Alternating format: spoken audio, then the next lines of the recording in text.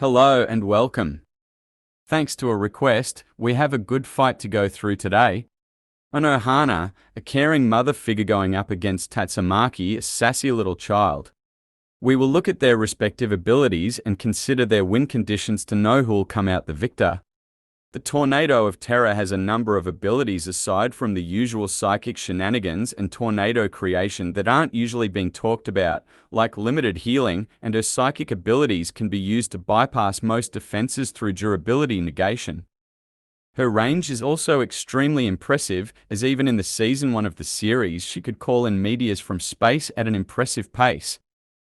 Her speed far surpasses the likes of Sonic, Genos and the Monster King even while suppressed. This is impressive due to the fact that each and every one of them has reacted to characters who are at least as fast as the speed of light. A weaker Genos was capable of reacting to lasers, Sonic in the Ninja arc is shown to be capable of reacting to Flashy Flash, and the Monster King killed a cockroach that could instinctively react to the speed of light. On top of this, she was very capable of reacting to a stronger version of the Monster King, who could fire multiple energy beams while she was casually evading them.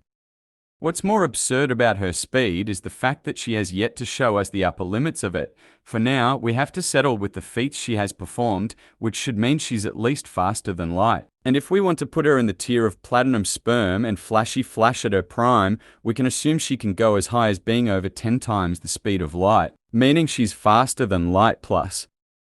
As for her attack potency, we similarly don't know how much she can output at maximum effort, but we know she scales several tiers above the Monster King, who has been calculated to be able to output at least 4.76 zetadons of TNT, which is a small planetary level feat.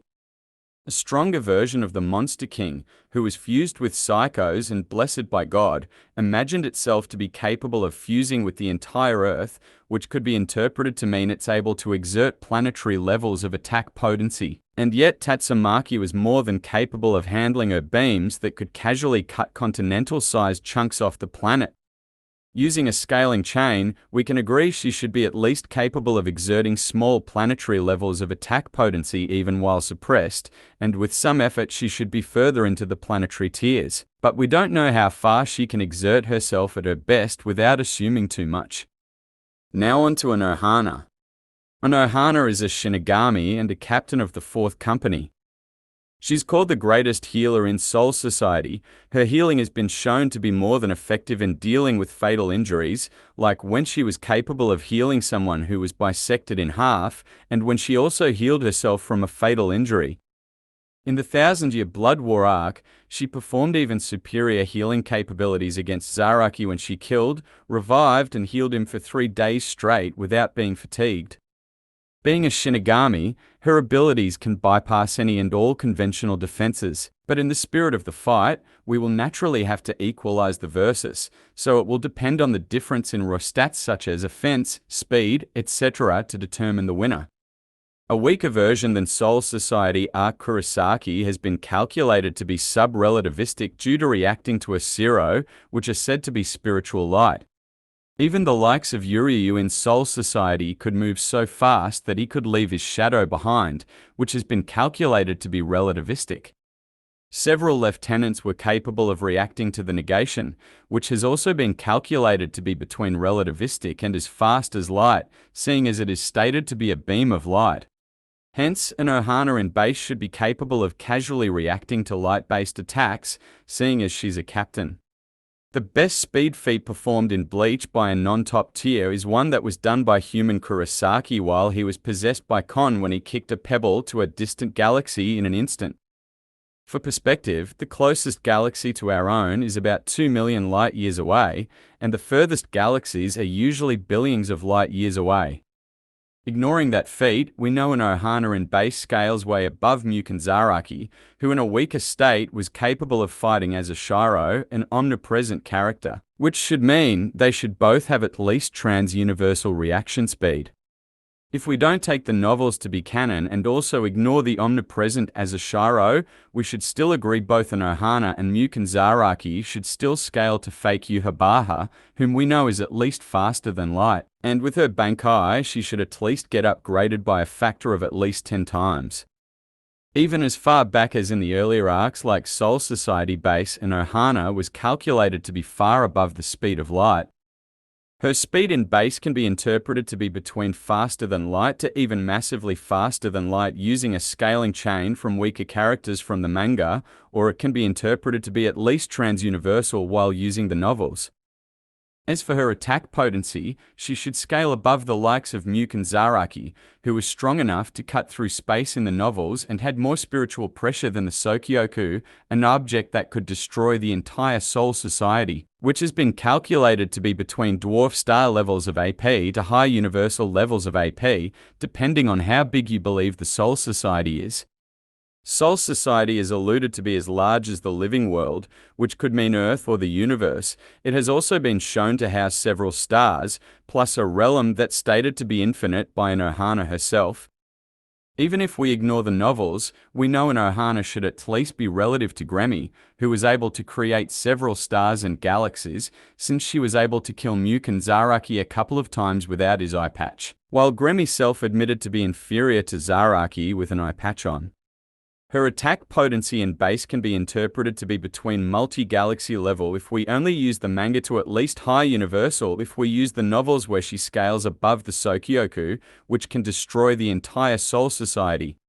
In Bankai, her attack potency should be upgraded by a factor of 10. For the sake of the fight, we will try to use the conservative measures for Unohana. Now on to the fight. While it's clear both are impressive, even though we have yet to see and understand their true upper limits, we can still appreciate how strong they are in their individual series.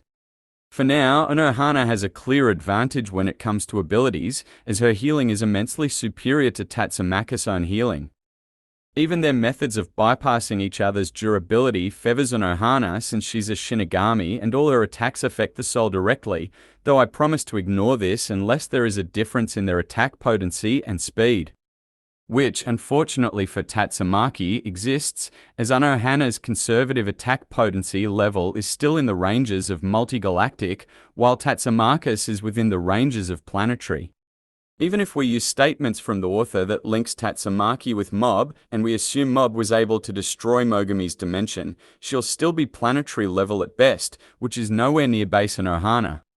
And it doesn't get better if we compare their speed. Tatsumaki at best is faster than Light Plus, or at least 10 times the speed of Light if we put her to be relative to suppressed Flashy Flash, while base Unohana is easily above that level even before Muken, where she fought Zaraki and was several blitz tiers above him, a character that was at least relative to fake Yuhabaha and was fast enough to catch zero attacks in previous arcs.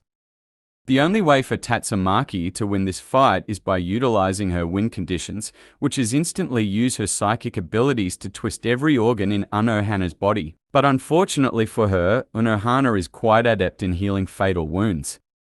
As for Unohana, there is nothing in Tatsumaki's defense that can withstand her base attacks due to her superior scaling. But due to Tatsumaki being a hacks-reliant character, I doubt Unohana would be interested in her enough to kill her a couple times over, which works out in Tatsumaki's favor since she won't have to relive the same moment of her death.